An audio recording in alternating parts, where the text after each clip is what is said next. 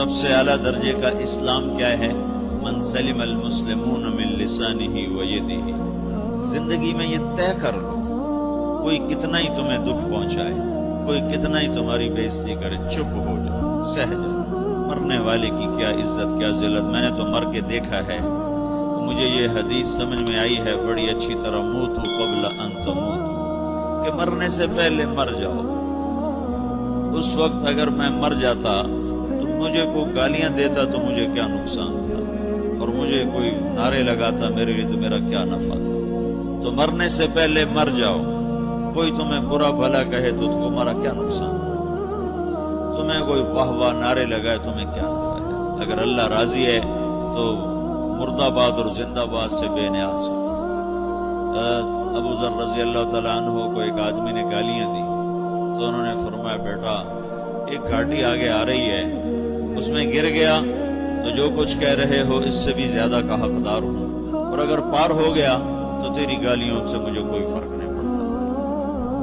من سلم المسلمون من لسانہ و یدہ موتوا قبل ان تموتوا. کیونکہ آج کل اخلاق ہیں انتقامی، معاف کرنے والے اخلاق ہیں نہیں، انتقامی اخلاق ہیں. ہمارا معاشرہ انتقامی ہے. اچھا کرو گے تو ہم اچھا کریں گے، برا کرو گے تو ہم برا کریں گے، جیسا کہو گے ویسا ہم سے سنو گے. یہ ہمارا ماحول ہے، یہ ہمارا.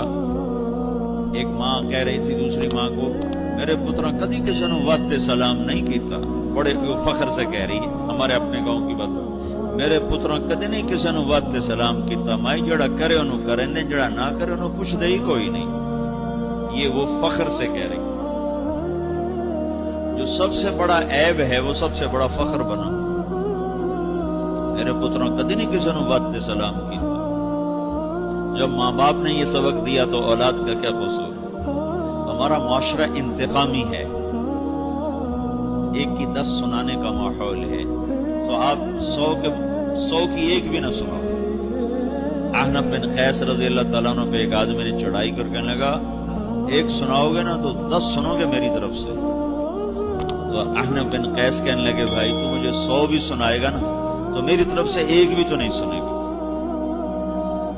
ایک آدمی ان کی بڑی بےزتی کر رہا تھا اور وہ چل رہے تھے اور وہ 100 گالیاں بک رہا ہے. جب آ گیا نا قریب شہر تو کہنے لگے دیکھ اب میرا قبیلہ یہاں رہتا ہے، اگر کسی نے سن لیا نا تو تیری بڑی دھلائی کر دے گا. تو نے جو مجھے گالیاں دینی میں کھڑا ہوں یہی تو دے لے، تو اپنا سارا زور پورا کر لے تاکہ آگے تجھے کوئی تکلیف نہ پہنچا دے میری وجہ سے. تو وہ پاؤں پہ گر کے معافی مانگنے لگا کہ واقعی تو بڑے حلم والا ہے. وہ مشہور تھے اپنے حلم میں، بردباری، اور لوگ ان کا امتحان لینے آیا کرتے تھے کہ بھائی کوئی ہے جو احنف کو غصہ دلا تو لوگ ناکام ہو جاتے تھے، ان کو غصہ نہیں آتا. ایسے ایک عرب سردار گزرا معن بن زائدہ، وہ بھی اپنے حلم میں بڑے مشہور تھے. ایک دفعہ لوگوں میں شرط لگ گئی کہ کوئی ہے معن بن زائدہ کو غصہ دلائے تو ہم اس کو انعام دیں گے. تو ایک شاعر نے کہا میں غصہ دلاتا ہوں، تم دیکھنا ایسے سیخ پا ہو جائے گا جیسے جانور. تو وہ چلا گیا اس کی مجلس، دربار لگا. عرب سردار تھا بہت بڑا، دربار لگا ہوا. تو کہتا السلام علیکم.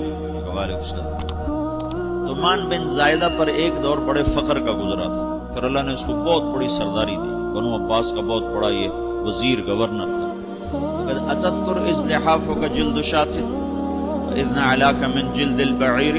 کیوں بھائی تجھے یاد ہے جب تیرا بستر بکری کی کھال تھا اور تیرے جوتے اونٹ کی کھال کے تھے؟ تو کہنے لگا کیوں نہیں یاد، بھلا کوئی ماضی بھی بھولتا ہے.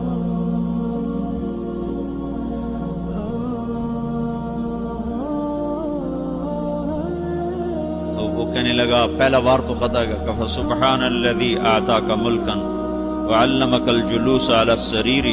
تو پھر ساری تعریفیں تو اللہ کی ہیں جس نے تیرے جیسے کو تخت پہ بٹھا دیا. کہاں بھائی ساری تعریفیں اللہ کی ہیں، میری تو کوئی اوقات نہیں. تو کہنے لگا سأرحل عن دیار انت فیہا وان جار الزمان علی الفقیر. جہاں تیرے جیسا حکمران ہو وہاں مجھے رہنا گوارا ہی نہیں ہے، میں یہاں سے چھوڑ کے نکل جاؤں گا چاہے کتنی تکلیف اٹھاؤں.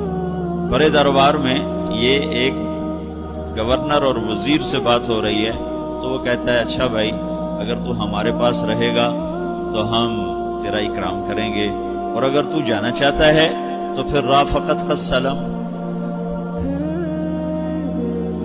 تو یہ بار بھی خالی گیا تو کہنے لگا فجد لی ابن ناقصۃ بمال،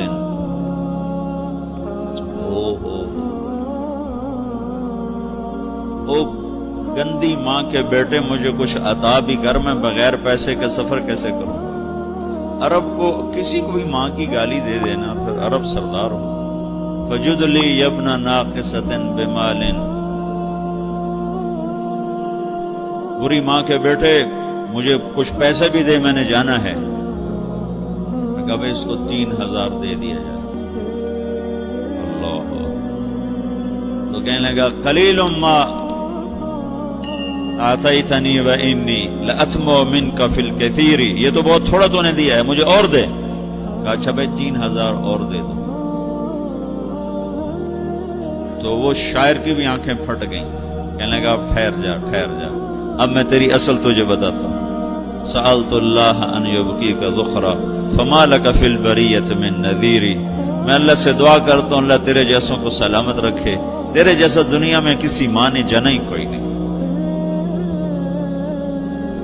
فمنک الجود والافضال حقا وفضل یدیک کالبحر الغزیر، تو ہی سخی ہے، تو ہی کریم ہے، اور سمندر بھی تیری سخاوت کے آگے کچھ نہیں ہے۔ انہوں نے کہا اچھا بھائی تو نے ہماری برائی کی، ہم نے تمہیں 6000 دیے، اب تو نے ہماری تعریف کیا، پہ 10,000 اور دے دو اس کو۔ باتیں ہی رہ گئیں، باتیں ہی رہ گئیں۔ کہاں سے لائیں ایسے لوگ؟ ہمارا معاشرہ انتقامی ہے، بدلہ لینے کا ہے، بدلہ لینے کا۔ تو میرے ساتھ کیا میں نے بھی کرنا ہے۔ اعلیٰ درجے کا اسلام یہ سکھا رہا نہیں چپ ہو جاؤ، سلامت بن جاؤ، سلامتی بن جاؤ، سلامتی کی علامت بن جاؤ۔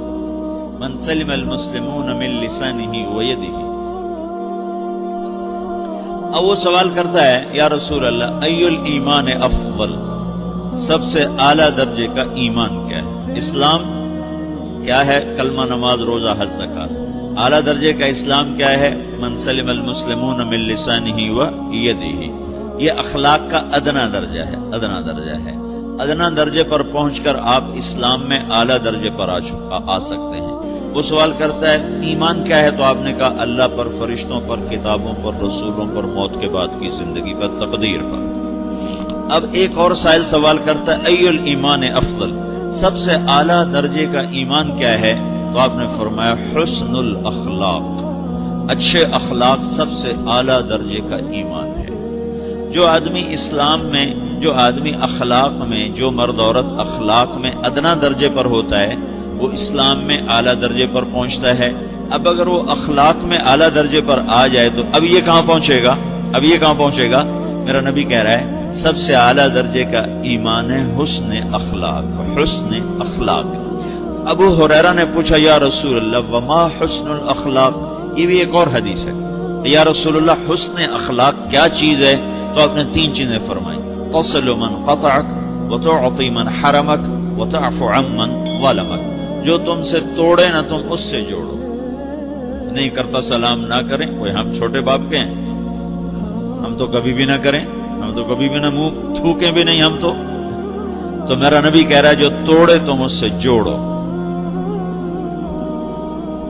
جو محروم کرے اس سے عطا کرو، جو زیادتی کرے اس سے درگزر کرو۔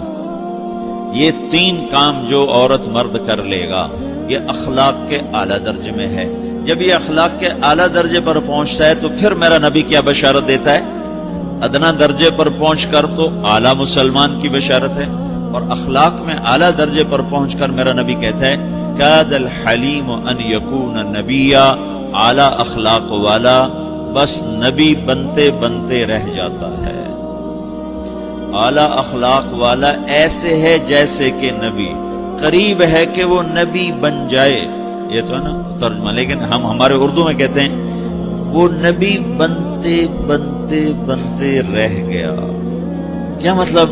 کہ اس میں اور نبی میں صرف نبوت کا فرق رہ جاتا ہے، باقی وہ سب کچھ حاصل کر لیتا ہے۔ تو یہ سارے دین کا میں نے آپ کو خلاصہ بتایا ہے۔ کہ میری آپ کی ضرورت ہے کہ میرا اسلام اعلیٰ درجے کا ہو. من سلم المسلمون من لسانہ و یدہ، میرا ایمان اعلیٰ درجے کا ہو.